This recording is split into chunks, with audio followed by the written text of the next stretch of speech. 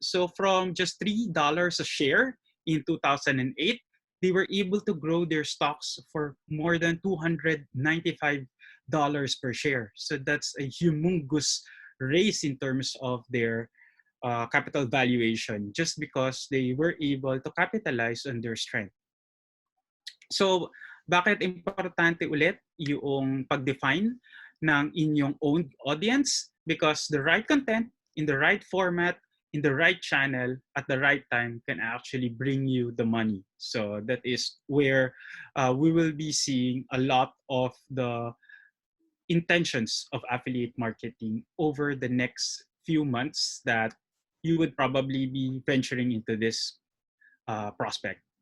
So, punta tayo doon sa pinaka-techniques na kailangan nyo malaman. So this is just a short overview, but I'll give you something significant for you to take away after this webinar. If you need actually to communicate longer with me, then I'll be sharing some information later. For now, how to blog for SEO? So WTF. So hindi po yan yung cuss word. That's words, tone, and frequency. So for words, importante yung readability for people to actually understand how well, or for you to understand how people will actually be able to find your articles. Depende sa intended audience. Of course, if your intended audience are professionals, then by all means, then the readability can be higher than grade 6. But of course, for ease of being able to communicate your message, then you want a readability is lower, so grade 3 or 4 or so. So tools that you can use, Hemingway app, that's one thing. So you can check it out at www.hemingwayapp.com. So that's for words, the ease for people to read your articles. And for the tone, so there are many types of voice that you may actually be communicating to people. So you can use this tool, Tone Analyzer. So the link is provided for you to check. And it helps you actually ensure that you are in an active voice and to be able to actually detect joy, fear, sadness, anger, analytical, confident, and tentative tones that is found in text. So it's important for you to be aligning with your brand and aligning with your voice as to the tone that you actually want to tell your people or your audience.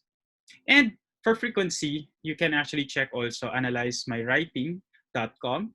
It provides a lot of helpful tips as to how you can actually put the pace of your words, because your words as they are written can actually determine the speed of your voice. So you have to be able to choose well how long or how short, when to use these sentences, so that you'll be able to keep up the pace with your intended audience. So those are the 3 tools that I'm sharing with you right now in order for you to be able to jumpstart your uh, WTF, your words, your tone, and frequency, and you'll be able to write uh, for your articles with style. So, of course, there are other things in consideration like the keyword research, among others, for SEO. This is more technical. It would take more time in a longer session for us to take up, but there are actually some information that we can also share with you as we go along. And I believe some of the other speakers will also share with you with regards to how to use these keywords in their own content for digital marketing purposes, among others. So there are 9 different voices that we can actually make use of depende doon sa kung anong gusto mong i-project. So there's no right or wrong way of doing this. It really depends on your brand. It depends on how you want people to know you. So you may be receiving some emails, for example, that are written in a way that's very jolly, hindi masyadong academic, or hindi siya masyadong seryoso. So that's the way they're actually trying to project yung kanilang tone and voice. So walang problema doon. It is really into how you would want to target your market, of course, and the persona that you would want to be aligned with. So as you go along, you'll learn more about this. What's more important is for you to get an idea as to what are the different voices, what are the tools you can use for words, tone, and frequency, and why is it important for you to actually write it in a manner where you would be getting good good reviews and good articles for the purpose of search intent, because people actually search in Google for the intention of looking information that will be helpful for them. So ang gusto mo, yung laman ng article mo sa SEO mo will be very useful and intentful para ikaw yung ilagay ni Google doon sa taas. So gone are the days na si Google nagra-rank ng kanyang SEO just basically on keywords alone and backlinks. So mas complex na yung kanyang analytics, and that is why you have to keep in mind the intent, so that as you write your articles, build your database, build your blogs, build your write-ups, then a lot of this will be based on the intention of helping people. And people will actually use and stay, because there are other technical SEO and other analytics parameters that are important for you to look into, just like the idea of, for instance, yung how long do people stay in your website or your bounce rate, among others. So that's pretty much for my slides. So if you have actually any questions or clarifications, I'll be more than happy to share with you more information. You can actually send an email to me with the email provided in the screen, so that I'll be able to help you. And you want more information about me, you can scan the QR code so that you can check out also on the things that you can connect with me. So that's pretty much for the segment on my presentation. Okay. So, thank you, John. I think, meron yatang question, John. Sure. Yeah. Si Maria asked about how do we choose the right voice for SEO? Okay. So when you say about choosing the right voice, I think what you, for SEO, you actually mean by what brand do you want to project or to be known for. So you can start with branding. There are actually, of course, you can consult people for which you think, if you don't have that technical know-how at the moment with regards to branding, so you can start by asking friends like, what are you actually known for? And then you can also ask yourself, how do you want to be known for with regards to the market that you have, and sino ba yung market mo? So for instance, most of the people I work with, I am actually in the academe. So I tend to have that branding na medyo yung trust is top of mind. So having trust as something that I actually need to keep with regards to my words, tone, and voice. So kung academicians yung aking market, then I have to be more scholarly pagdating doon sa word selection. I cannot go with parang usapan sa kalye na type ng usapan. Otherwise, I'll be dismissed pagdating doon sa mga kausap ko. So yung believability, I think that's the key term there. So if people are looking for information, how can you make people believe them? How do you make people look at you as the more believable person to listen to? So of course, there are other criteria, subject matter expertise, among others. So if you're doing blogging for the intent of content marketing, some other techniques you can do is to increase believability, and for you to be able to make sure that your voice works for you is to look also for other established people or more credible people in the field and collaborate with them. So that's something that you can actually try out. So walang mali. You can actually do a trial and error for looking for your right voice for your persona, but actually starts with who are your audience. So sino ba yung gusto mong kumbinsihin at bakit sila makikinig sa'yo para doon sa subject matter na kino-communicate mo sa kanila. Likewise, did that answer the question, Maria? You can chat if you have further clarifications. Else, I'll go first with N. De Los Cientos. So are there any simple criteria to use based for exposure? Um, for what do you mean by exposure? Googleability? Uh, well, as a general rule of thumb, I think the WTF is very simple enough for you to be able to make your write-ups very visible with your audience. But I'm not too sure what your question in terms of simple criteria is. But as we go along kasi with analytics in Google, they're actually becoming more intelligent pagdating doon sa pag-filter. So they're not only ranking, it's not a matter of you use keywords and then you try to actually uh, put them into your blogs, then it will be all right, or it will all go up the rank. Kasi sa ngayon, ang tinitingnan talaga ni Google is search intent. So it analyzes yung intention noong um, nung naghahanap ng information as to ano yung best match doon sa mga sinulat na article. Kaya if you try to write quality articles and your bounce rates and other quality indicators for blogging actually goes up, then you will naturally have a good positioning pagdating doon sa intended audience ninyo or yung mga audience niyong babasa nung sinusulat ninyo. Pag-filter ng exposure, sorry, hindi masyadong clear. Or pag-filter ng words, is that what you mean?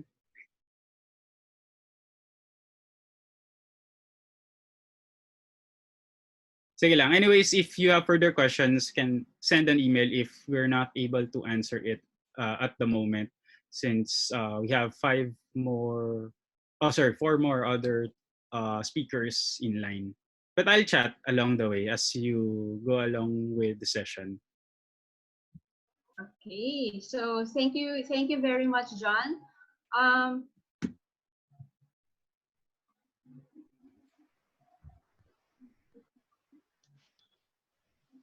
Okay, okay, let me just okay. Ayan, okay, so going back lang, no, I think I haven't discussed it one. Again, when it comes to affiliate marketing, we want to start first with number one, identifying the niche, and then you go with the keywords that you can use when it comes to creating the content, which si John discussed about the content creation.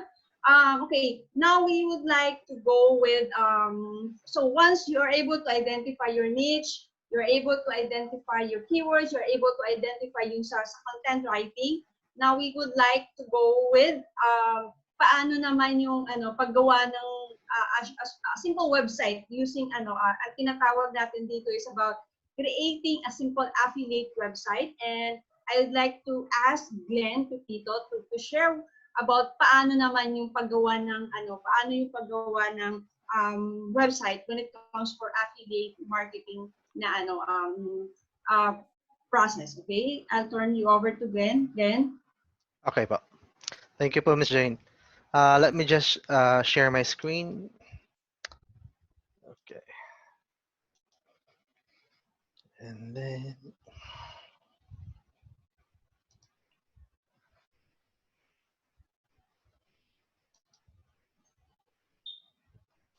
Okay. Visible na po ba yung screen ko po? Yes. Okay. Yes po. So, wait. Okay. So now, once my topic will be about how to set up your website. So, but before we go through that one, let me walk you through lang po through the process before you could you would want to start. I mean, before you would want to build your website, as Miss Jane stated kanina, first you have to do your research as to what potential niche market are you trying to cater to, and then after that one, you could once you've identified your niche market, and then that's the time you do your keyword research po at saka for potential SEO. And then once you've decided on your keywords, you can now start building your own websites. So, kumbaga, you have now to start to create your platform on where you would start promoting products or services from affiliate companies. So, ang question po is, do you really need a website for affiliate marketing? Hindi po. Some people focuses on YouTube. Some people focuses on social media. Ang problem lang po nito, pag you are purely on social media, ang kadalasang nangyayari po is, pag may new post, natatabunan na po with the new post, yung current post ninyo, within 1 hour or within 1 day, due to the volume of post there is in social media. So dito po pumapasok yung website. John told you about how to create contents or articles.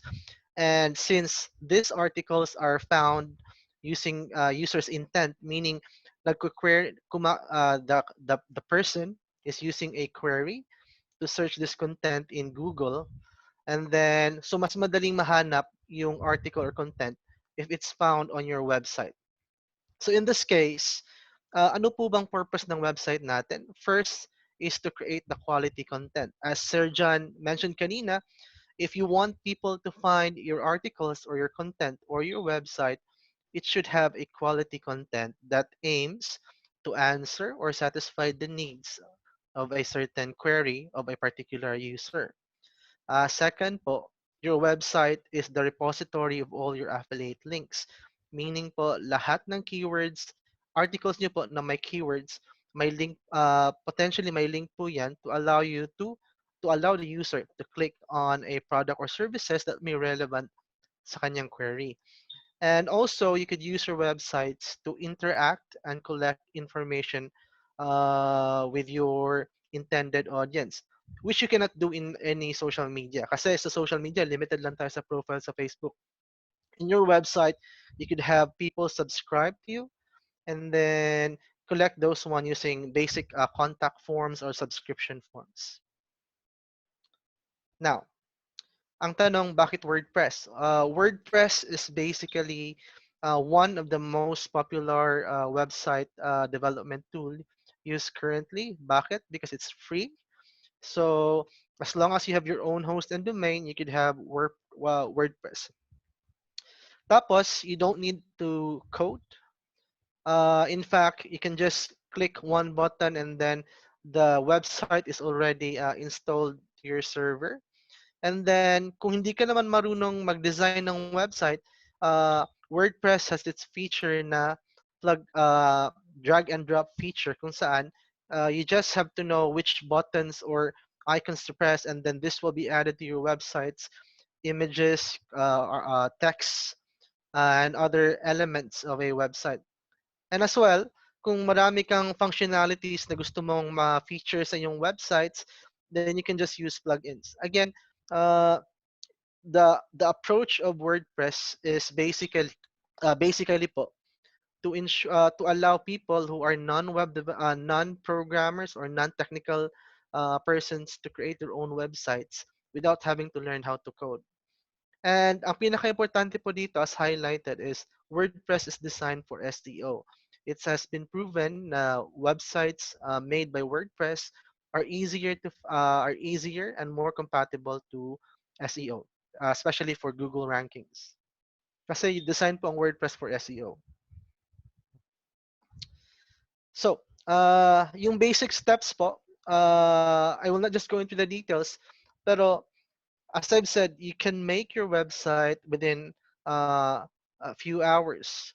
Ang basic po nito is you have to install ang sa host po or sa domain niyo, especially kung cPanel, they would allow you to install WordPress by just clicking a button.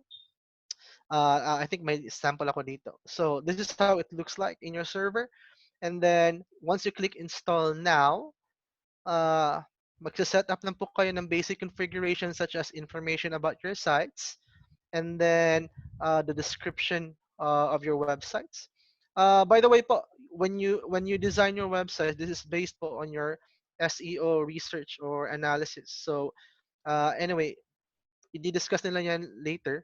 But basically, the information needed here should match the result of your SEO research and analysis. Now, as I've said earlier, hindi ka kailangan maging technical. So, you can just install a theme para pag bukas nila sa website mo, the website already has its own predefined design and elements. Ang gagawin mo na lang is to customize it para maging uh, sariling website mo na po ito. So, for example, in my case, I used Spacious. So, this is how it would look generically, and then I changed it and it became like this. So this is now how the website looks like after I customized it to meet my niche market, which is a diabetes. I mean treatments for diabetes.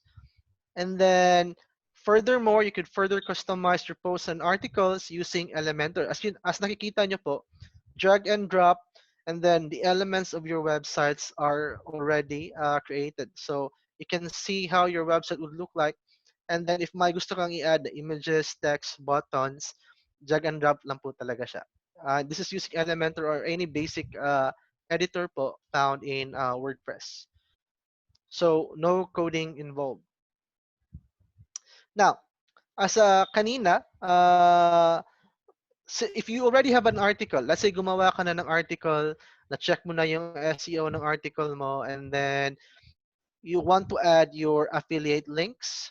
So in this case, this is one of my pages. And as you can see, this picture here, edited, I inserted this picture here, which is a link to a product or service from my affiliate marketing company. So if someone reads this article and then clicks on this image, it will send the user to the website where he or she could purchase this product. And then if the person purchases this product, my commission po. So that's where we earn as an affiliate marketer.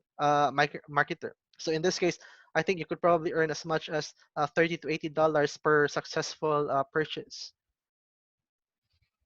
Now, I mentioned earlier that if you want to explore the features of expand the features of your websites, you can do so by adding plugins. So, ang tanong, ano bang plugins na kailangan if you want to do affiliate marketing?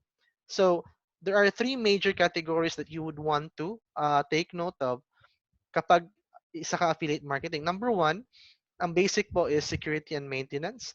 So, ang website po is normally attacked 44 times in a day based po sa research ng mga security agencies. So you have to make sure nga first and foremost your website is secured. So ang pangalawa po niyan is SEO optimization. As I've said, we want our websites to be developed with SEO in mind. So kung gusto mong mahanap talaga ng users yung website mo, you have to make sure that there's a way to check the SEO optimization of your website. So pwedeng on-page, pwede rin through the typical sitemap and indexing. I think one of the best example here is Yoast SEO. Yoast SEO allows you to check whether your articles or pages are optimized based on your keyword research. And then lastly is for the affiliate marketing features. So when you say affiliate marketing, the most important asset there are the links. So you would want a plugin to manage your links. Kumbaga, kung nag-type ka ng keyword mo within one of your articles, automatically this plugin will attach a link to a certain product. And then also, may tanong kanina, how do you know if sino yung audience mo? How do you know if na-measure mo yung filtering na concept? There's a plugin for that one which would allow you to which would tell you what kind of people are visiting your websites, or if mali yung for example, ang target mo na nagvi-visit are people from this kind of this country, tapos ang nagvi-visit pala is from another country, then you would know based on the insights or the analytics found in this plugin. Also, hindi lang siya limited sa website. It could be that you could use these plugins to conduct email marketing, your postings in social media na synchronize siya sa articles.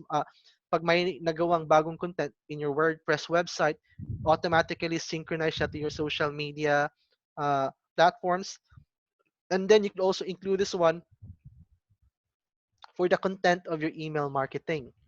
And then also, again, once okay na yung traffic mo, you could now start with Google AdSense. And for that, you would need an ad management plugin.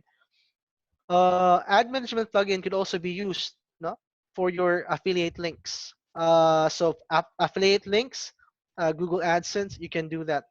And then, ang pinaka-importante is subscriber information collection. It's very important to keep a list of people who are interested in your topics, in your products, or in your website. That way, kung may bago kang promo, may bago kang product that would meet their criteria, you can actually send those information or their article directly to their email. So in that way, they don't have to go to Google and look for it, but instead they just check their email. Okay, so I think that's it for the WordPress feature. My question po ba?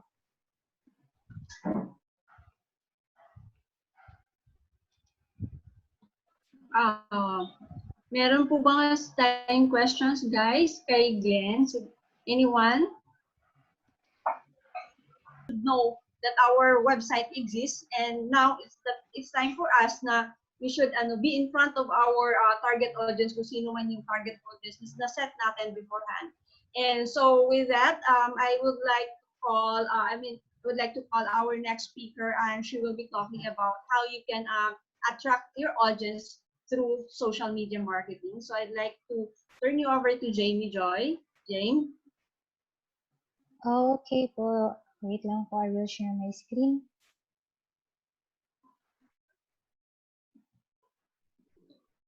Okay. And nakikita niyo na po yung screen ko. Hello? Can you see my screen? Yes, Jane. Okay. Ayan. Okay. So, and good evening, everyone. So, we will study the basics of social media marketing. So, let me introduce myself first. So, ayan. Ako po ay si Jamie Joy Ventesilia. I am an entrepreneur and an owner of a travel and tour business. And what I will be teaching you or sharing to you right now is a method that I use for my own business na wherein I gained customers. So, we will relate it to affiliate marketing. It's the same process with affiliate marketing. Okay? So, why social media? Because if you are not in social media, then where are you? Social media is the place where people meet. Ito po ang bagong tambayan ng mga tao ngayon. Pagising natin sa umaga, admit it or not, cellphone kaagad ang una nating hinahawakan. We spend 2 hours using our phone pagising pa lang natin without even knowing it. So, it is very important na meron tayong social media page. Why? Because social media drives traffic to your website. Okay, first, bakit? Kasi nga, una sa lahat, this is where people meet. Meaning, even may website ka, hindi, nowadays, people won't know na may website ka if you are not in social media. And this is the first place where they will find you, where they will find your website, where they will find your businesses. And para maka-generate tayo ng income in affiliate marketing, we need our customers to visit our website. And etong social media, yung pinakamagandang way para ma-lead natin sila sa ating website. Okay? So, in social media, there are two terms, social media marketing and social media management. These two are related to each other. So, one cannot go without the other. Kasi, I will show you on the next slide. Okay? So, social media management muna. Social media management is all about engaging to posts, responding to comments, and scheduling the contents that you need to post on your social media platform. And then, social media marketing, on the other hand, is all about research, ads, content marketing, and strategy. So in social, the things that you do with your marketing needs someone, needs a social media manager para eventually maging engaging yung post nyo. Kasi you can't just post and then leave it there. That's the end. No, that's not how social media works. You need to engage. You need to respond to someone who comments. You need to like their comments para ma-acknowledge nila na nag-e-exist talaga kayo, na uy, talagang may tao dito, hindi robot yung nandito behind sa page na ito. Okay? So, ayan. Social media marketing. Let's dissect the word into three. Okay? Social means relating to the society. The keyword here in being social is relationship. Okay? Media, on the other hand, is the means of mass communication. So, relationship and then communication. And third is marketing. When we say marketing, it is the act of promoting or selling our business or our product or services rather. So in short, social media marketing is the act of promoting or selling your products, okay? And establishing a relationship through communication.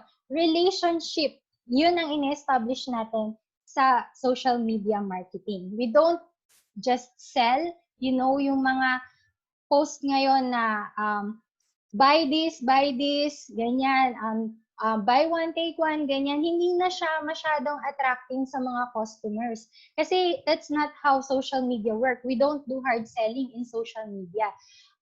Later on, we will discuss. Kasi ang isang client or isang customer, they go into a journey. And we will discuss the customer value journey next. Okay? So, ang customer value journey, hinahalin tulad ko siya or sa process ng panliligaw. Okay? Sa process ng panliligaw. Or, to make it simple or para mas madali, siguro sa Shopee na lang. Kapag ka tumingin ka ng, or pagka may kailangan ka, kailangan mo munang ma-realize na kailangan mo isang bagay. And then, iisipin mo, saan ko ba siya bibilhin? So, bubuksan mo yung Shopee app. Hahanapin mo ngayon doon yung product. Then, pag nakita mo yung product, pag-iisipan mo pa, okay kaya tong product na to? Saan kaya to gawa? Meron kaya mga reviews tong product na to? Then, eventually, pag napatunayan mo na okay nga siya, then, saka ka palang mag-i-spend ng money para bilhin yon. So, yun yung parang pinaka-simple way ng customer's journey. Number one, first phase is awareness. So, dito sa awareness stage, hindi pa alam ng tao na may problema sila. Okay, bakit? Iisipin nyo, you will think, is it really possible that people don't know that they have existing problems? Yes! Diba? That's why we have the DABDA stage in denial, ganyan. Nag-umpisa tayo lahat sa denial eh. So, you as a product or as a service company or if you have your product, you have to make sure that your prospect already know na meron silang problem because yung product na i-offer mo will be the solution to their problem, di ba? If they are not aware of what is their problem, then hindi mo sila maa-attract na bumili ng product mo or mag-avail ng services mo. Awareness stage, they don't know that you exist. So, kailangan malaman nila na nag-exist ka. Walang bibili sa'yo, nobody will purchase your product or will avail your services if they don't know that you exist. Okay?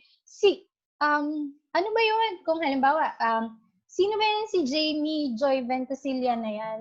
Diba?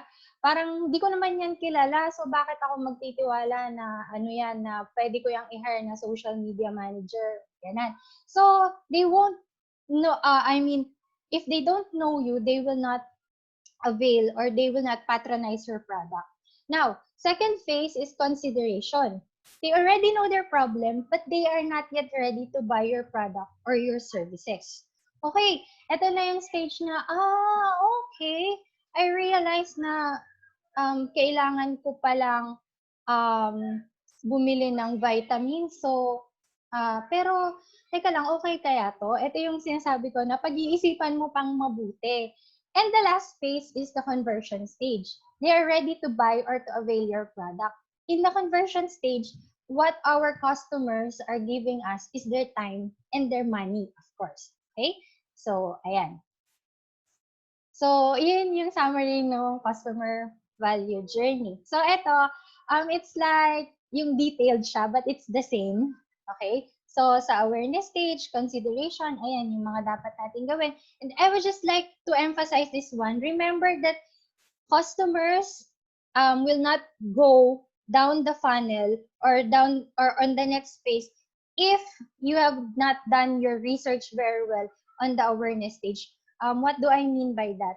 In the awareness stage kasi, you have to know who will be your customers, okay? You have to study their behavior, their buying behavior. So if you will not do your research properly here, yan, do research on your target audience and make sure to give what they want. If you will not do this, eventually they will not go down the next phase, which is consideration. And of course, they will not even go down bottom of the funnel, which is the conversion stage.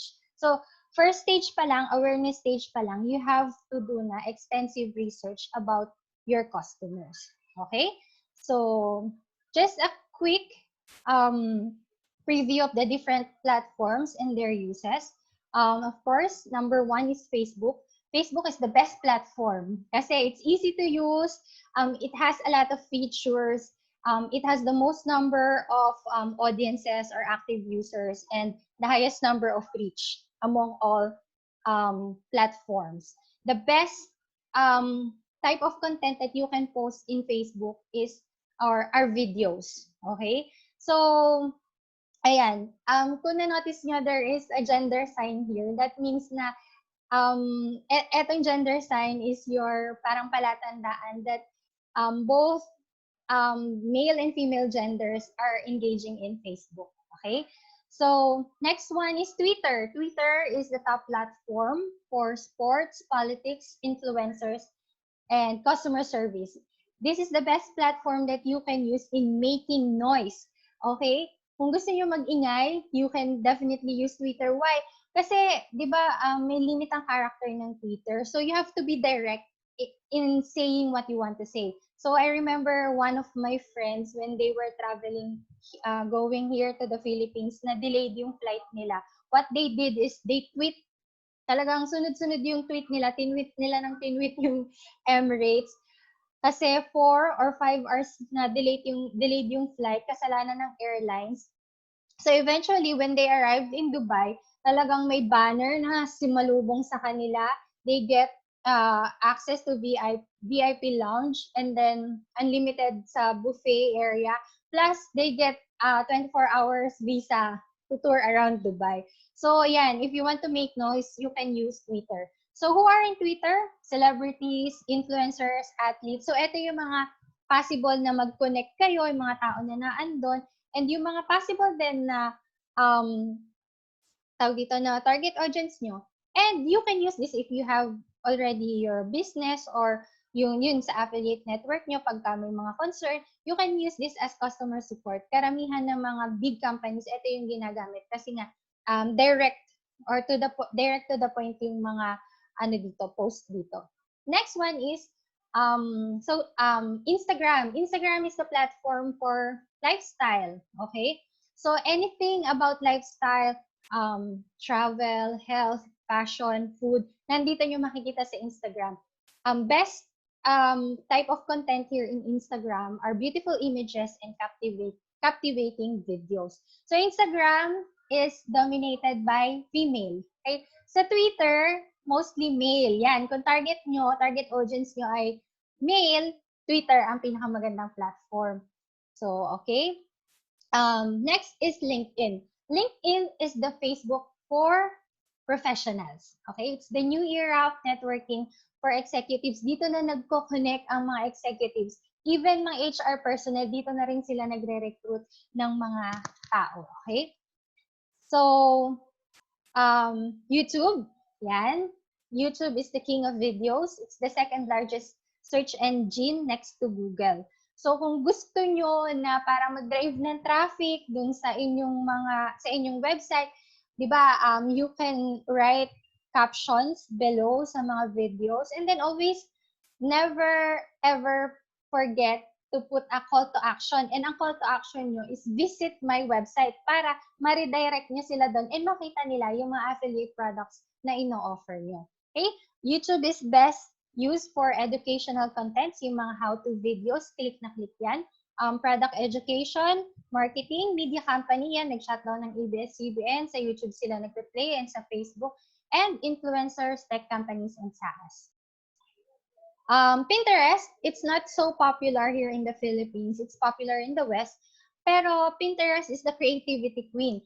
And it can give much better ROI. Why? Because in Pinterest, di ba, we create boards, and eventually when they click yung boards natin, it will direct them to the website. So, walang, kumbaga, diretso, basta makita nila yung board para if they want to see the content of what's within your board, they need to click the website, or they need to go to the website para makita nila yung buong content. So this is really good for affiliate marketing. So in Pinterest, if gusto nyo mag-focus dito, it is a female-dominated platform din kasi. So more on fashion, home, interior designing, baby and mommy products naman yung mga naandito. Yan. Innovation, teachers, educators, creative boards, car deals. Yan.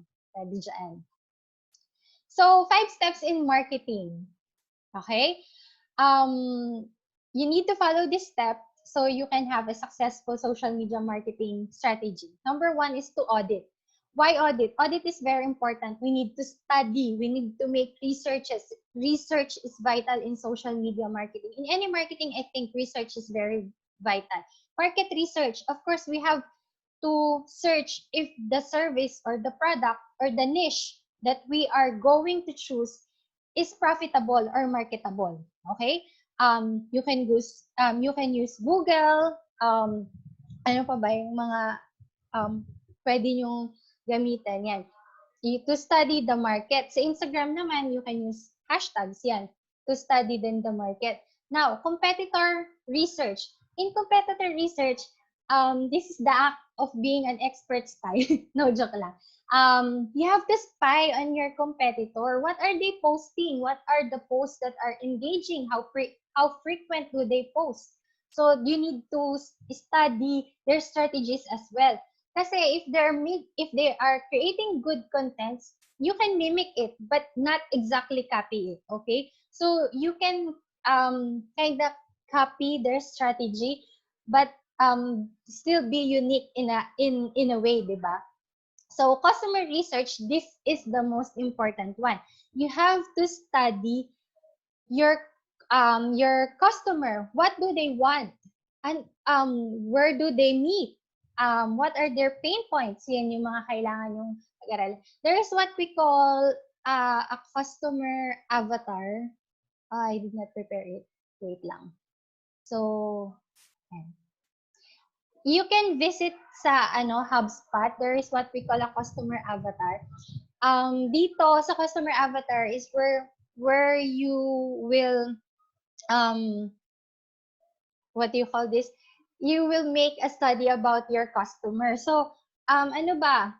What do you need to know? Yung age range nila, what are their profession, ano yung mga binabasa nila, asan sila kumukuha ng information, what else? What is their buying habits? Ano yung mga objections na meron sila? Bakit ayaw nilang bumili ng product? Ano yung mga challenges na pinagdadaanan nila? Why they cannot give their money para sa bumili ng product, di ba? So yun yung mga bagay that you need to study para makagawa ka ng content that will target their obstacles, their objections, their pain points, nasusolusyonan mo. So that is the importance of doing research. Then next one is planning and strategizing. Of course, after you did all this audit, you have to plan and to strategize. Number one, goals and values. You have to align the goals and the values of your service, of your niche. Bakit mo pinili yung niche na yun, di ba? Anong goal mo? Gusto mo mag-advocate sa mental health? Gusto mo magkaroon ng platform na ganito? You have to align that on the strategy that you will use in your social media. So, who are your target? What are their pain points? How do you solve it? This is the important question. How can you solve their pain points? You need to think of a very good answer. How will you solve their pain points? Okay? How will you deliver your services? Which social media platform will you use? What contents will you use? Okay? And then after that, it's time to execute your strategy. Based on your buyer persona, you create contents that are relative to their needs. You choose a platform according to where your target audience meet and to what type of contents that you will post. Guys, you don't need to be in all the 6 platforms that I mentioned. You just have to choose 2 or 3 and then you work out on that. Depende kasi yon sa kung anong klase ng audience yung tinatarget mo and kung anong klase ng content yung gusto mong ilagay. Create a content calendar. This is very important. You have to plan kung ano yung mga post na gagawin nyo. So this is my content calendar for my affiliate website, sa social media ng affiliate website ko, which is The Hidden Wounds. It talks about depression. So, ayan. So, yung buyer's journey, nilagay ko dyan, what kind of post that will I be using or will I be doing. So, nilagay ko dyan. So, makita nyo dyan, ito. May memes, may hashtag days, ganyan. So, depende yon sa pakulo nyo. And depende yon sa what you think will work in that, in your chosen platform. Okay? So, going back to the presentation. Don't worry, malapit na. Ayan. Lalo. Ayan. So, next thing after you execute the strategy is, of course, you have to track and to analyze. Social media marketing doesn't end when you already have your customer. You have to track, or doesn't end when you post. You have to track and to analyze. Kailangan you have your key performance indicators and you check the insights of the platform. Namimit mo ba yung goal na sinet mo? Effective ba yung post na nilagay mo, yung contents? So, to track and to analyze measures the effectivity of our strategy and the efficiency of the post that or of the content that we will be putting on our social media channels. And eto, last but not the least, is we have to optimize. Hindi pwedeng nag-post ka ngayon, pababayaan mo na lang yun. No. Kailangan nag-grow yung social media page mo. Ayan, how to optimize retargeting. Okay? So, at least retargeting yung client or yung customer na aware na sa products and services na ino-offer mo, kailangan hahanap ka ng katulad niya na iyon naman yung magiging aware. Okay? Halimbawa, si 18-year-old female na newly grad, yun, hahanap ka ulit ng ganun na customer para ma-optimize yung page mo. Ano pa? Scaling. So, scaling naman is yung yan, ano tayo, one step higher dun sa ginawa natin na post. Like, scaling, paano ko ba siya maano? The best here is, for example, if you're running an ad, para maging aware yung mga, para ma-optimize yung ano mo, ma-boost yung content mo or yung post mo. So, parang sa scaling is mag-a-add ka ng budget o kaya you will add services, ganyan. So, dapat nag-grow. Ang goal natin dito is mag-grow. So, retention of customers, yung relationship mo sa customer mo doesn't end pag bumili na sila. They have to be repeat customers. Remember that. And eventually, itong mga repeat customers and satisfied customers or clients nyo will be your advocates. So ito na yung, dito na papasok yung tinatawag natin na word of the mouth. Sila na yung magsasabi sa mga friends nila na, uy, maganda yung service ni ganito.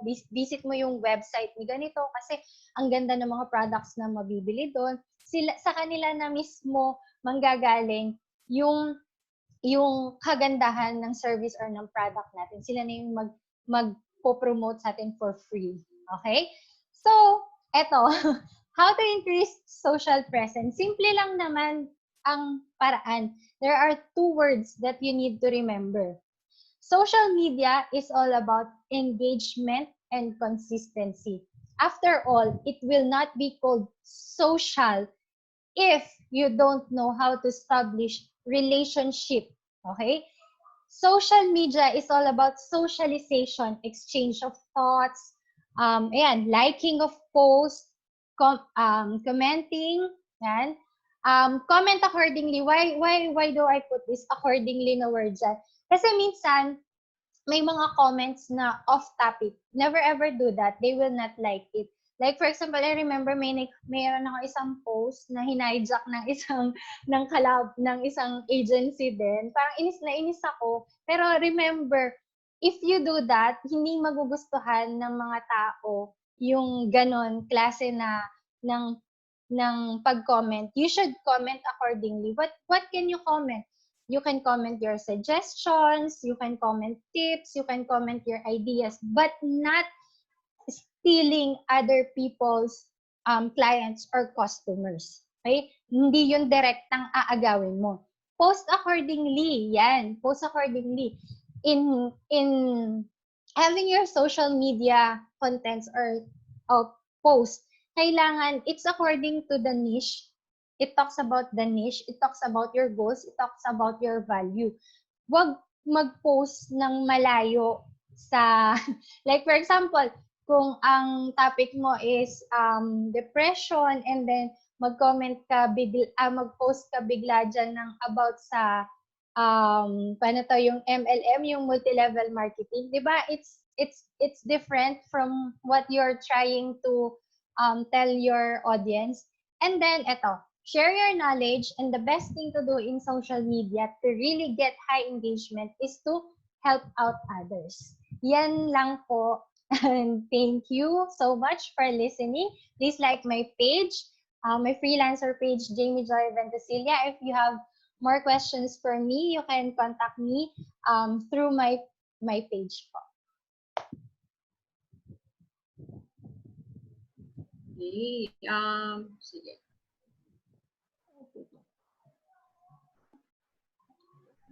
Okay. Thank you, James. Let me see lang no, kung meron bang may question. Okay. Thank you so much, James, no, for giving us that journey, no, na hindi lang naman talaga you have to measure din. You have to track and measure your social media management yun. So again, tingnan natin, meron bang may question?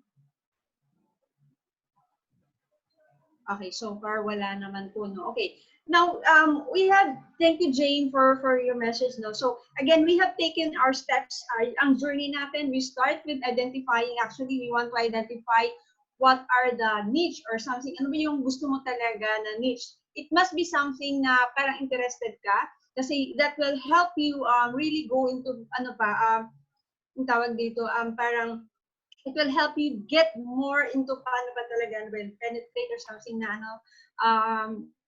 parang mas alam mo yung pakiramdam na nasa loob mo talaga, something that you really love to do. Kasi pag medyo hindi mo gusto, parang mahirap din yun eh. Although another part naman, although we will not be able to share it now, another part is actually about profitability. Kasi baka naman kung walang naghahanap ng niche nyo, wala ring mangyayari. So yeah, again, identifying the niche, identifying the keywords, creating your content, creating your website, and then be in front of your target audience. And with that one, we would like to go on in the next stage, which is actually, part naman ito is actually more on something to do with yung topic naman is about you earn as parang you identify the products, and ang direction natin for this one is for you to earn into affiliate product sales. Ayun yung ano. So with that, I would like to ay wait, meron pa lang comment si Michael, no? Para daw siya na-refresh sa learning niya sa DIST Scholar. Okay, ayun. Ayun si Michael. Taga saan ka pala, Michael? Ayan. Ayun, no? So, yun yung next. Now, I'd like to turn you over with so one of our resource person. I'd like to ask Danielle to share with us about naman affiliate marketing. Okay? Go ahead, Dan. Good evening. Before I proceed, can you see me thumbs up? Show me a thumbs up, please. Okay, 1, 2, 3, 4. Okay, at least may nakikinig sa atin. Thank you very much, Ma'am Jane. Good evening again. I would like to share my screen first.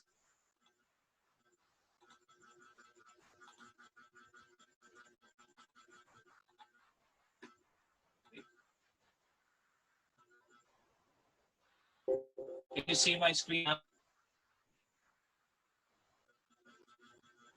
you able to see my screen? Wala pa, not yet. Ayan, meron na. Again, I'm Daniel Timbal. You can reach me at borderlessclassroom.com or in LinkedIn at Daniel Timbal.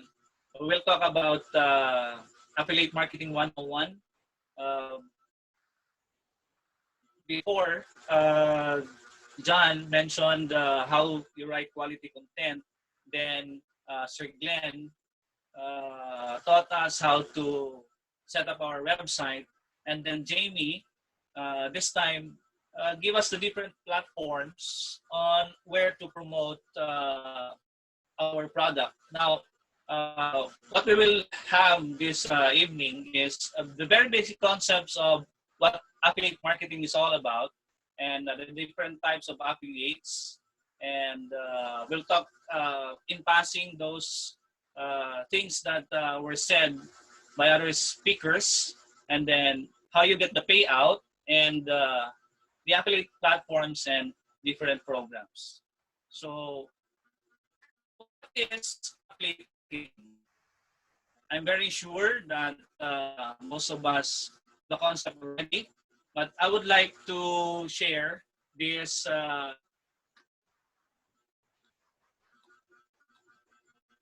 definition by Chris Sanderson. Affiliate marketing is the art of doing a merchant's marketing better than they can and profit from it. Meaning to say, we as an independent marketer may choose to promote a business and can be paid based on the performance. It is affiliate marketing is a performance-based marketing.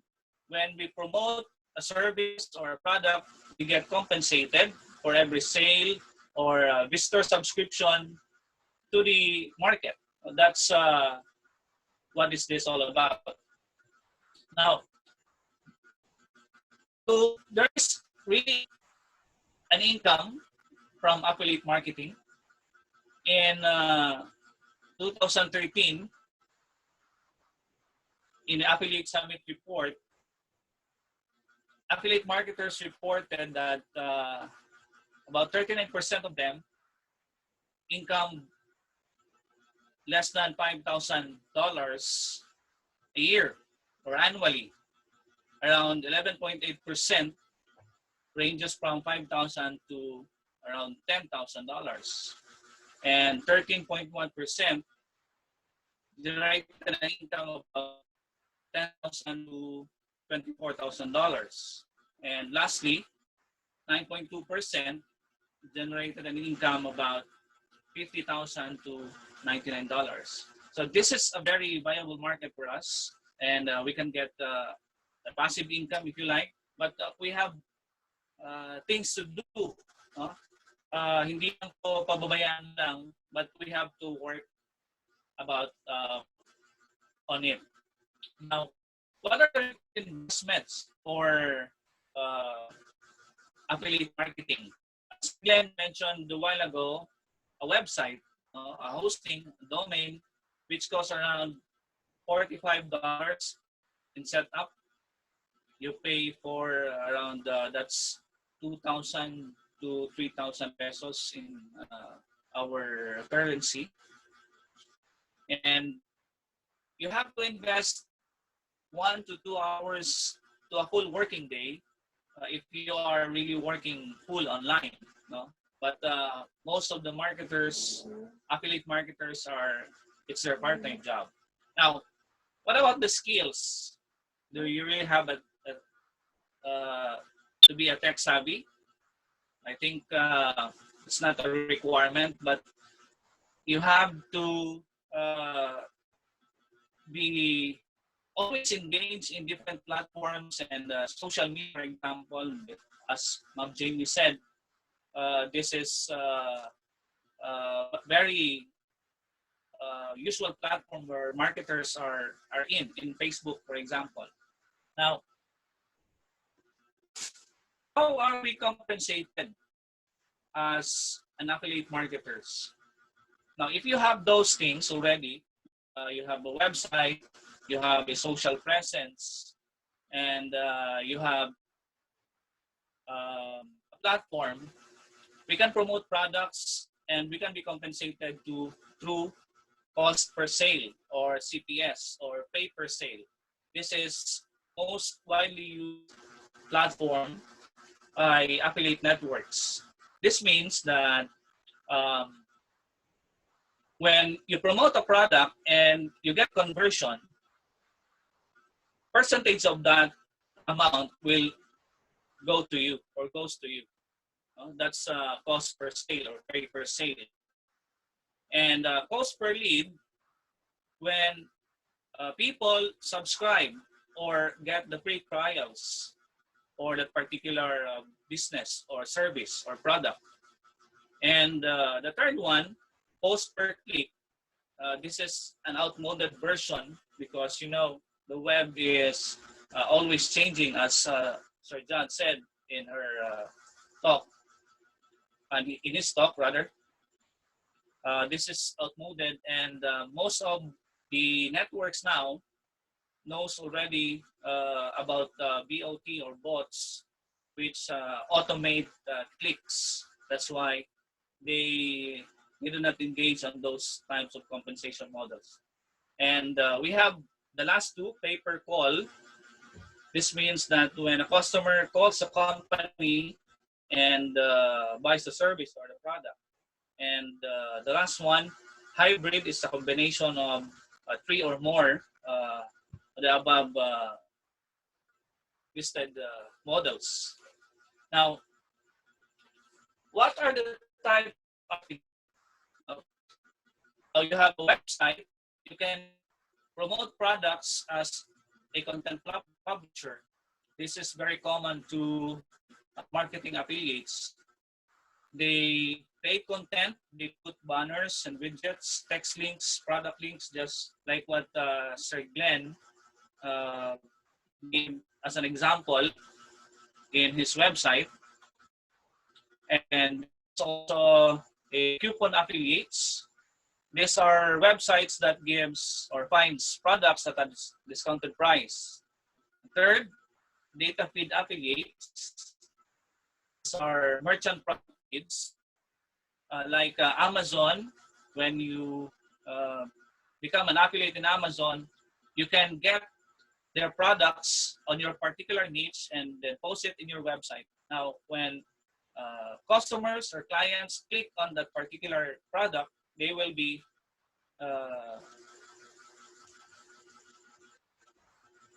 yung pupunta sila sa Amazon websites to buy. No? We have also display ads, email affiliates. These are people that use email as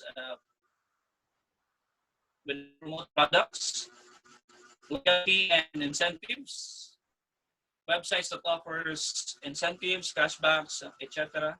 We have also mobile and pay-per-call. This affiliate bridge the gap between offline and online. There are still people, mostly in the States, who are calling and using telephones, like the ones in the call centers. Type of affiliates that do that.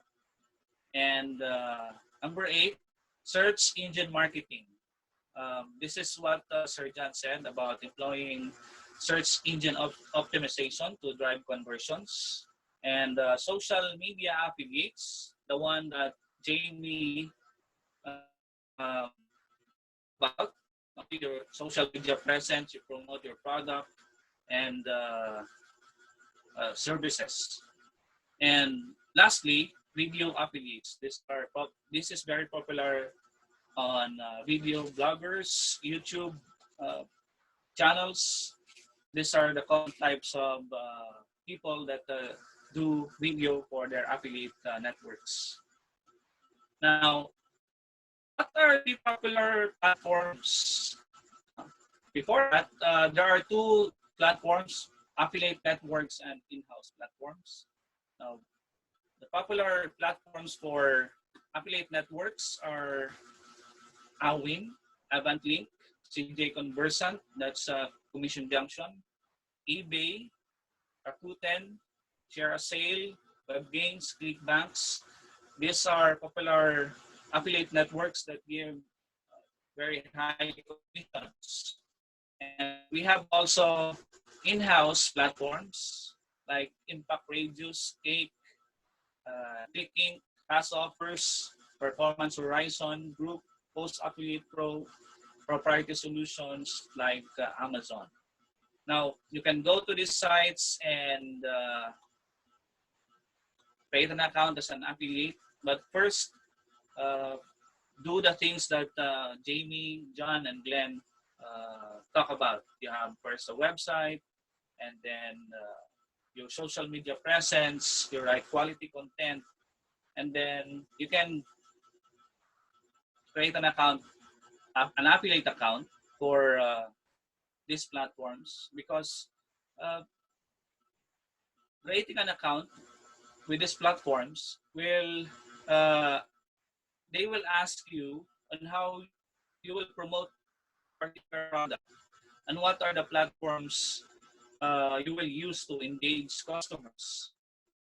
And like Max Bounty, when you create an account Max Bounty, they will call you if you are a real person, if you are really in that particular country that you're applying to, and as an affiliate, and will a customer manager or your affiliate manager will ask some questions about yourself. We'll talk about that on the next slides. Now, what are the strategies to consider before you build a website? This was discussed by Sir John and Sir Glenn. You have to select in each the 3 principles: follow your passion, monetize trends, become key player or influencer. Second is identify target demographics, like what JD said, create a buyer persona, do market research. Third, decide what type of website you will have. Is it e-commerce website, a blog site, a content site? There are a lot of types of websites to choose from. Fourth, you choose the promotional method. This is very important, like mobile and pay-per-call, SEO or PPC, social media, video, and then you have to select a platform where you will apply for the affiliate network. Now, as what Glenn said, why is WordPress being used by mostly by affiliates? Because there are over 77 million sites operate on WordPress, and nearly 100 WordPress plugins are available to be used as for affiliate marketing.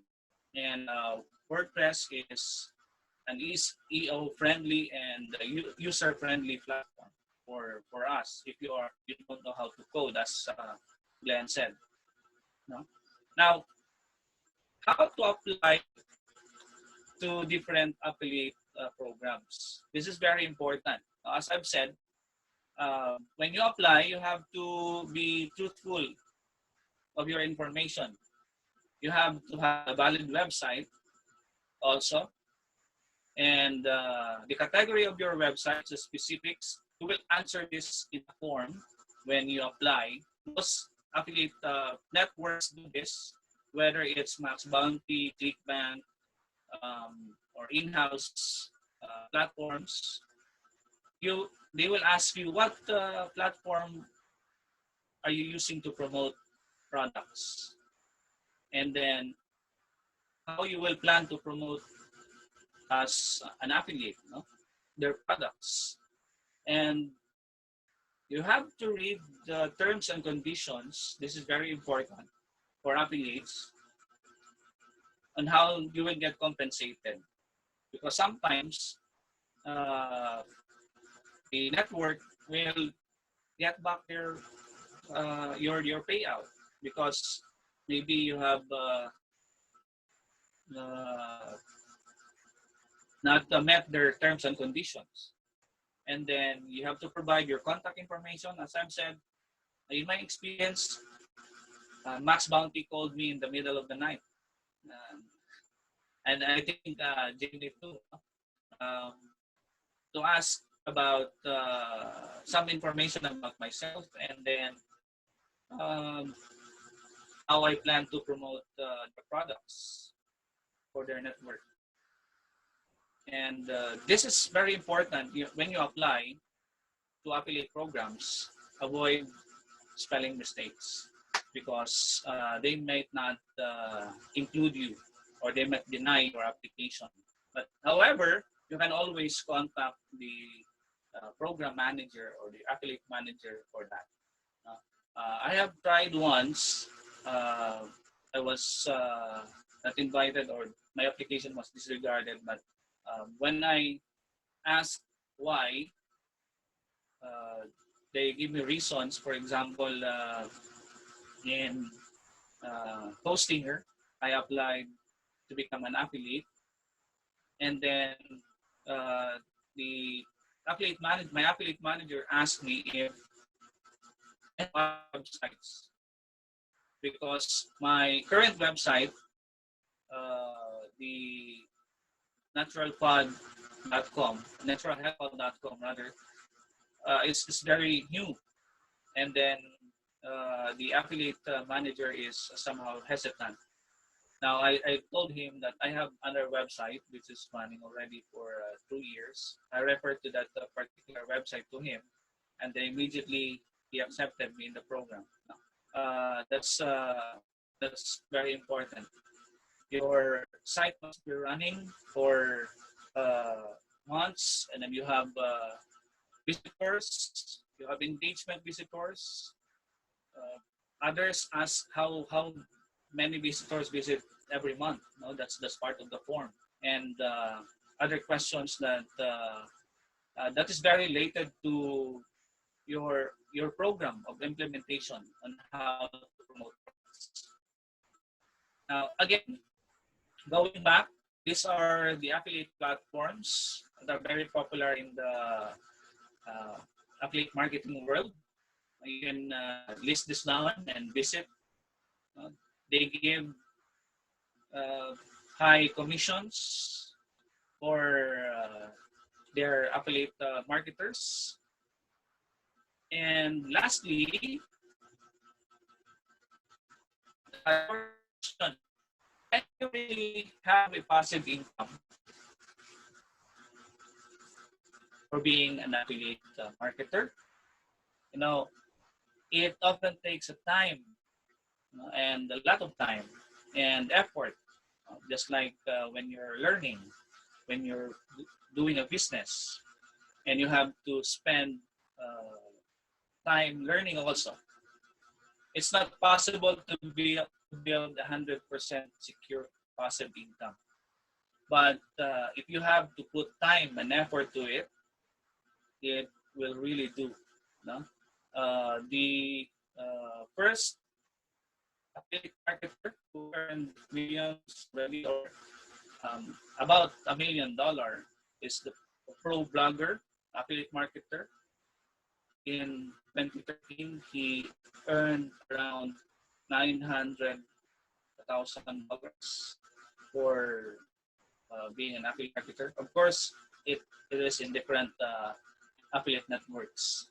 If you'll ask me if I have earned, how much I've earned as an affiliate marketer. Now, this was last week data for my one of websites. I have 67 impressions, 8 clicks, and a payout of $100. That's around 6,000 pesos. If I have it on 1 week time, how much will I earn in a month if I will continue the process of how I did it? Just promote it in social media and my website, and just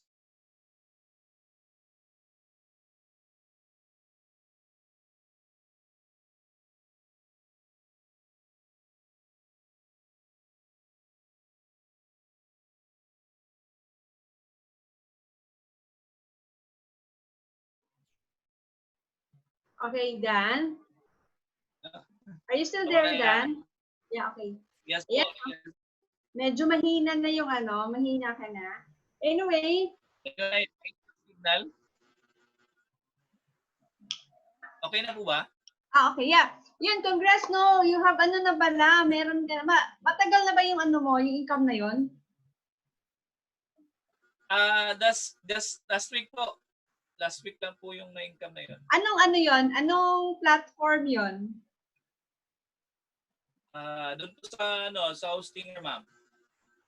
Medyo mahina sila, no? Ano yun, Dan? Sa Hostinger po, sa Hostinger. Sa Hostinger po, ma'am. Okay, Yes, galing Okay, so diba, parang passive lang yun eh. Galing. So ayan, actually then, thank you so much for your galing, 100.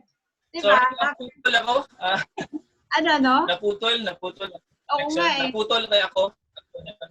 Okay. So, I'm sorry guys. So then, yung income na yon is sa Hostinger lang? Yes po ma'am, that's only for Hostinger alone. Okay, so yun lang na, the income na yun, 125. It's around almost 6,000, tama ba? Yeah. That's In almost 6,000 pesos. Okay, in 1 week lang yun. In a week. In a week, okay? Yeah. So yes, again, no, nakita niyo na yung potential talaga ng affiliate. Although, yun nga, when we do create yung when it comes to sa ng income generation with affiliate marketing, actually it may take some time, but depende pa rin kasi kung ano yung product na napili niya eh. Diba? So depende yun kung ano yung product na mapili mo, and of course kasama na yung promotion. Madali lang yan. If you have network as well, that will help us generate income rin with Ayan lang, again, if you want to really pursue for affiliate marketing, please do note na hindi talaga siya hindi to, kumbaga, hindi mo pwedeng gawing income stream. Hindi mo siya pwedeng gawing magiging main na income source mo. Hindi pwede kasi hindi siya recommended. But rather, lang siya, extra, another income stream na pwede natin gamitin. Okay? So yun yung yun yung what we are sharing with you when it comes to affiliate marketing. Okay? So with that, Dan, thank you so much. Na-inspire mo kami when it comes to generating income, di ba? It's been a week since we did this one eh. Galing. So there's so much pa talaga. I just follow the things that you have taught us, Ma'am Jane.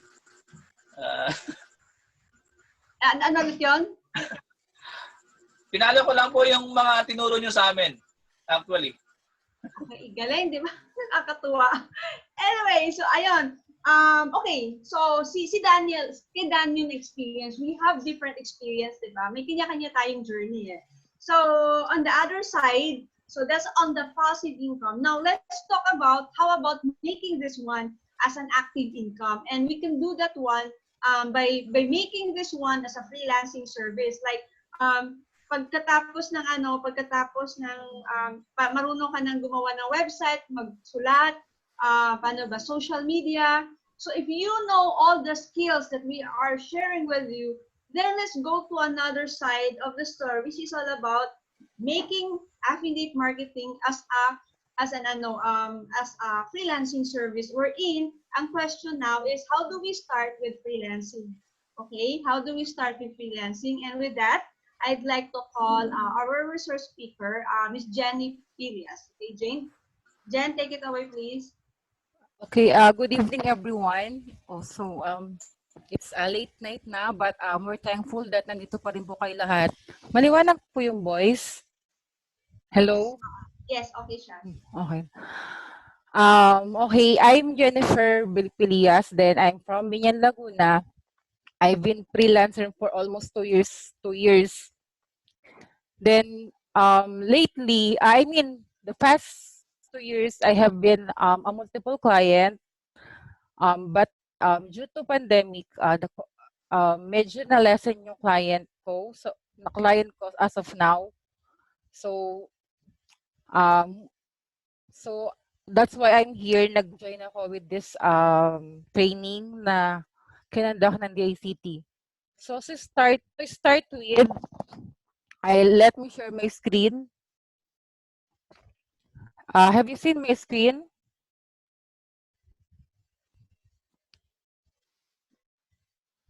Hello? Paano? Wala dyan, wala. Wala yung screen? Share the screen mo muna.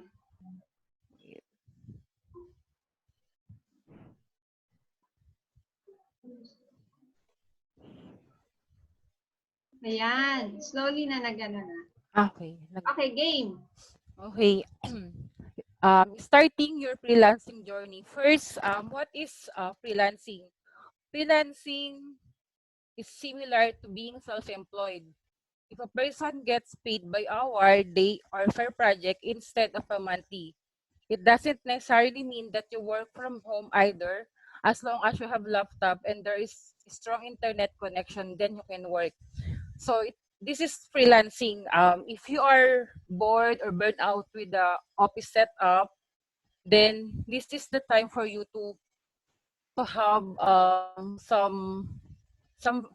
some work phase like this freelancing, wherein you can either work in a home, in a coffee shop, or in a Starbucks, or anything place that you want to go. You can travel as long as you have laptop and strong internet connection. Then what is freelancer? Freelancer is a self-employed. Yun nga, freelancer is sila yung people who do freelancing job, who offer services to the clients. These services are often through not necessary or offered business through the proliferation of sharing economy apps like Upwork, Guru, Outsourcely, OnlineJob.ph, and other online platform. However, individuals can offer their services directly to the clients without third-party resources that often take cut of the pay. So, before we have a speaker which speaks about SEO, WordPress, and social media. So I think those are relevant with this. The skills are relevant if you want to become a freelancer. That's why if you listen very well carefully to the speakers, you will learn a lot from them, the skills that they offered, and that will help you if you want to become a freelancer. But then there are you have to know first, what about this freelancing? First, you have to know that you will be working alone. No office mate, no boss, no subordinate, no No, just no. You just stay at your own home, your own room. So you hold yourself accountable. So meaning you have to learn from yourself the mistake na you have done. There's no superior na magko-correct sa'yo. So you have to accountable with the actions that you make. And also you need to self-discipline. It doesn't mean that you are working at home. It doesn't mean that you will work whatever time you want, because being a freelancer, you have a deadline. So you have to be very disciplined to be able to accomplish all those deadline that your employer will imply with you.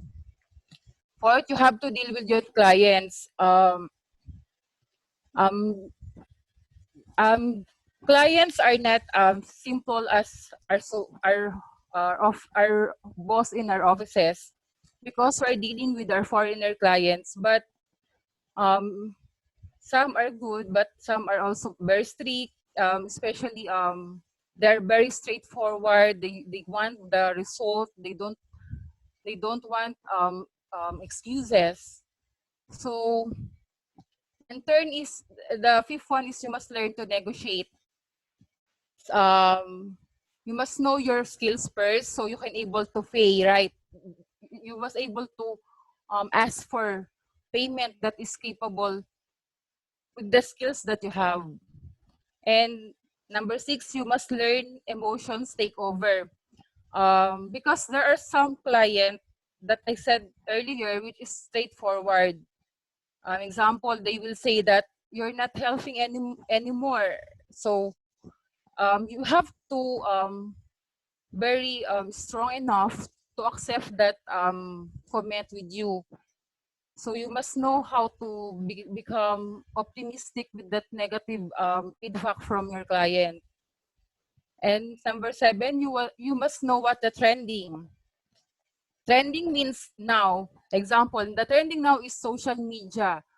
So you have to know more about social media for you to be able to sell your skills. You need your family and friends. This means that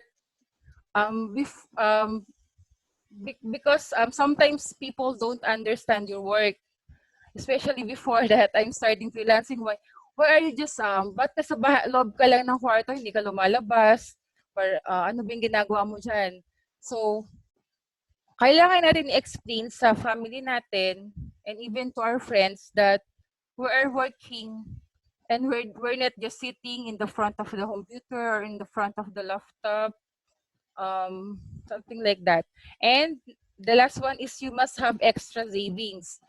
Extra savings because freelancing is not stable. Client must come and go. You have just a 1 month project or a 2 weeks project, and after that, you have to find for another client. If you don't have extra savings to pay for all your needs to meet, so you have to be ready that you have also an extra savings if you want to pursue your career as a freelancer. Then, what are the advantages of freelancing? It's just the same thing as I mentioned earlier. You have your own hours, work where you want, be independent, get paid what you worth.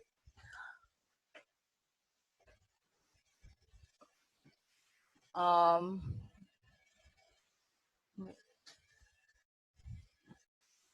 Affordable to. There's a high demand for help. You can pick your and choose your clients, and you might pay less in taxes and increase work-life balances and overall happiness. So these are the advantages of freelancing. Now, in spite of those advantages, there are also disadvantages. And number one is with more power comes more responsibility. So yun nga, since you control your time, you control your you're accountable for such a great power, or such a great what you call that responsibility. So you have to be more responsible Number two is you have to more lot need a lot more discipline, because hindi siya, it's not like 8 to 5 office hours na. After 5 p.m. you will go to home, then rest. If you have a freelancing job, you need to finish all the tasks that has given by your employer. And one thing pa, disadvantages of freelancing, sometimes nagiging workaholic. Like ako before, I have multiple clients, so parang um, namomotivate ka kasi to work eh, syempre to earn money. So, minsan hindi na rin siya mabalance. So, it's, depende na yun sa tao. So, nasa yun na yun kung how you balance. Pero eventually, if you are eager to earn, that was the disadvantages. You will become workaholic. And working in non-productive environment, meaning you have less resources. Unlike in the office, there are interaction with other employee, and you will learn from them. And when freelancing, you'll do it all alone. And more, number five is more than a job. And number six, you have to pay for your own benefits. Like in company, there's mandatory deduction for your SSS, PhilHealth, taxes. But for being a freelancer, you have to go to the SS office sa pag-ibig to pay for your own to pay for your SS contribution, pag-ibig contribution. And also for the tax, you have also to pay for yourself. What else? So, getting started as a freelancer, these are the things that you will consider when you start freelancing. Decide what services you offer. Services we offer, like what we discussed earlier, you can become a search engine optimization, um, optimization. You can become a content writer. You can become graphic artist. You can become a social media specialist or WordPress designer, web developer. So you have to determine what services you can offer, and you have also to determine your target market.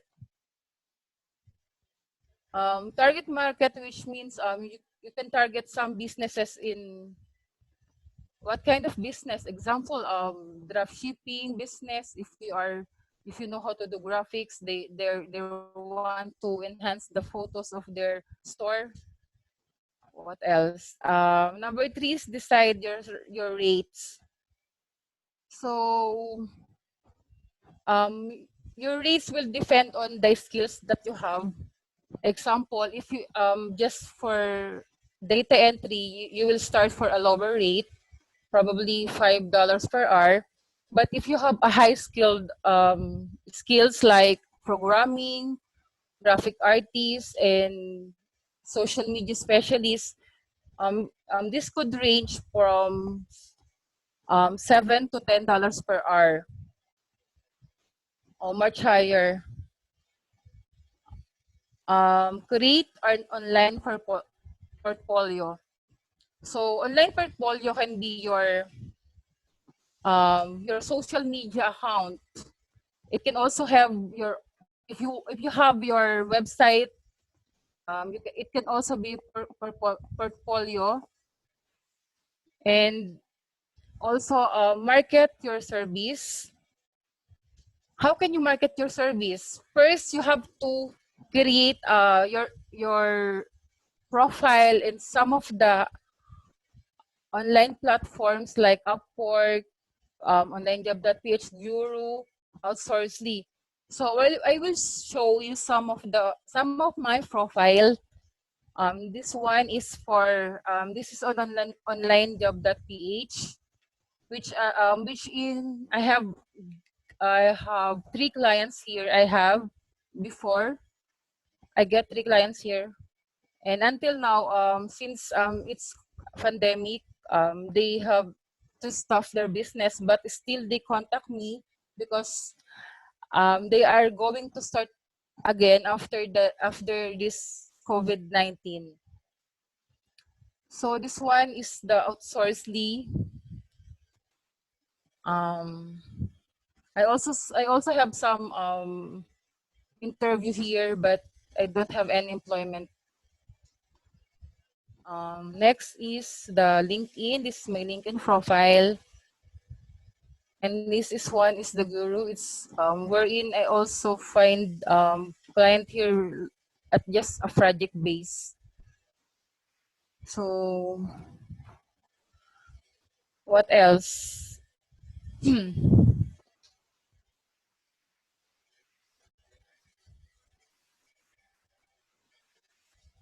Hello. Okay, So yes, Jen. any questions? I need to questions from the audience about who are who wants to become a freelancer. Let's see, no, kung meron ba kayong question. Anyone, meron po ba silang question when it comes to freelancing? Is that the last topic, Jen? Yes. Okay. Okay, so far, wala namang question from the audience. And yeah, ayan. So again, Jen, thank you so much for sharing your experience, no? Would you like to invite the audience anywhere, ano, ayan. Ay, okay, may question pala, Jen. Sige po. Ilang months ka na nakuha ng client? Ilang months ka nakakuha before ka tama yung pagkakaintindi ko ilang months ka Wait. Asan? nakakuha ng client? Yeah. Tanong Ano po? ni Michael Florence. Ilang months? Before kasi I got a client ay hindi ko pala na-mention yung Upwork since my Upwork was suspended. I got a client from Upwork after a month after signing on the Upwork platform. Okay. I have a client there. Yes. Okay. So after a month bago tawag dito. Sige. Okay. So Michael, ayan. Okay, yun yung tanong ni Michael. Okay. Sige, Jen. Thank you so much, Jen, for your time. Ayan. Okay. So ayun, no, yes. Kaya hindi muna, Jen, stop yung sa sharing. Wait lang po. Saan na ba? Wait lang, saan? Yung sa green lang, stop. Ayun, okay. Okay na po. Hindi pa. Ini-stop ko na eh. Wala. Ayan, okay na. Okay.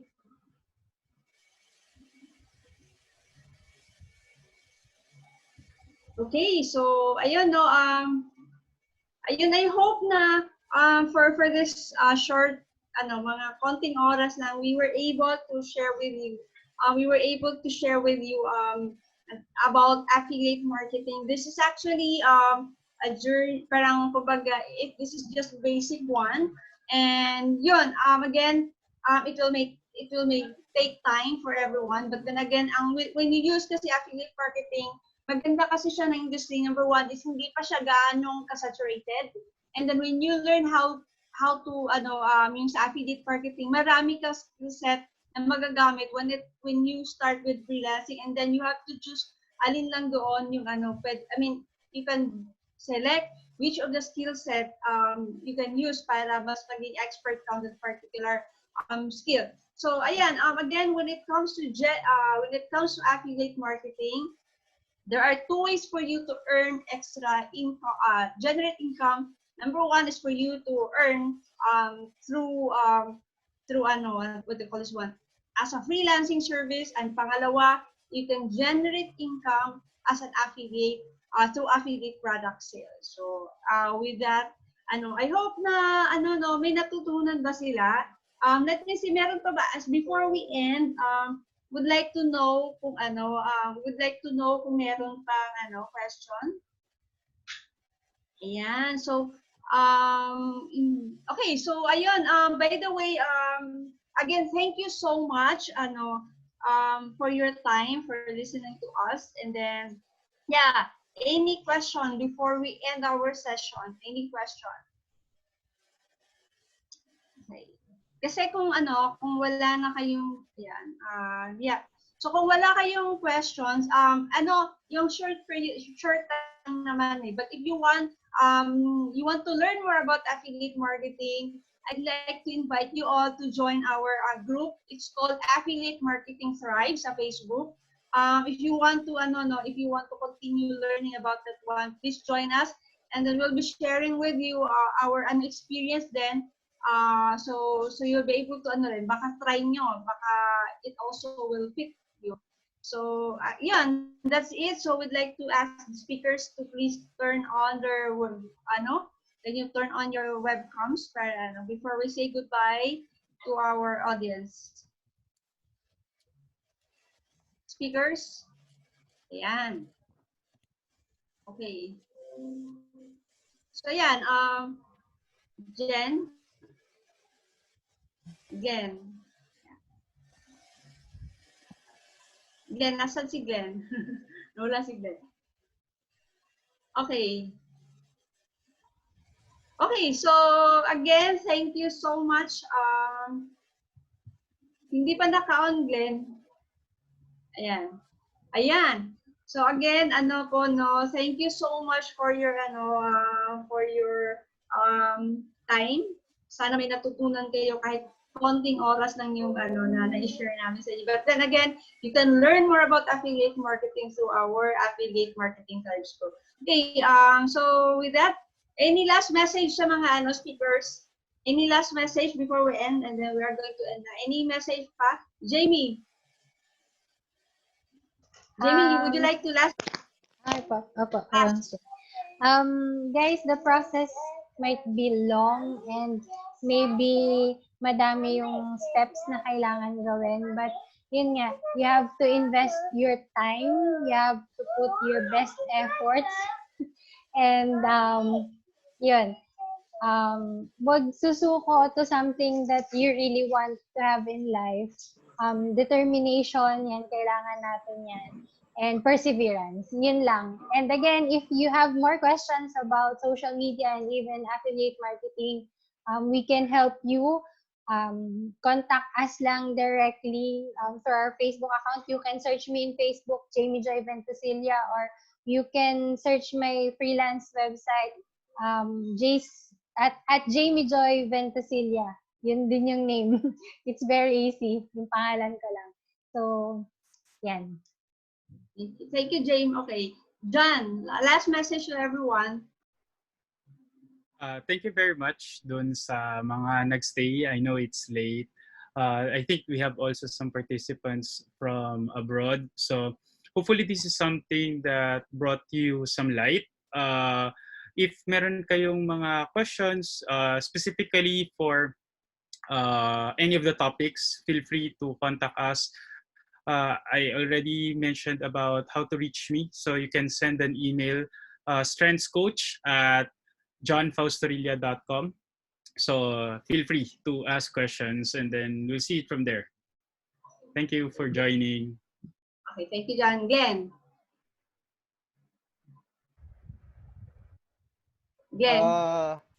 Okay na po ba?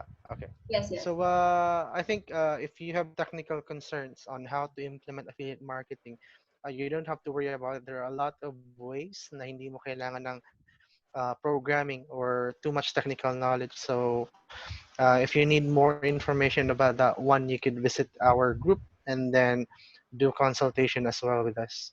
Thank you. Okay, thank you, Glenn. Jen, would you like to last message? Okay, thank you for all our viewers and participants who joined this. I hope meron sila natutunan.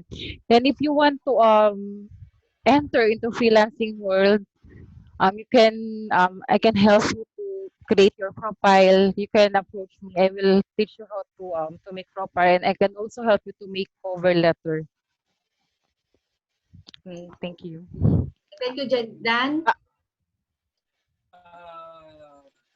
My advice for everyone, especially to our participants, is we have to be a lifelong learner, continuously learn especially if we are really interested in learning affiliate marketing. There are a lot of resources on the internet, free resources, free training, and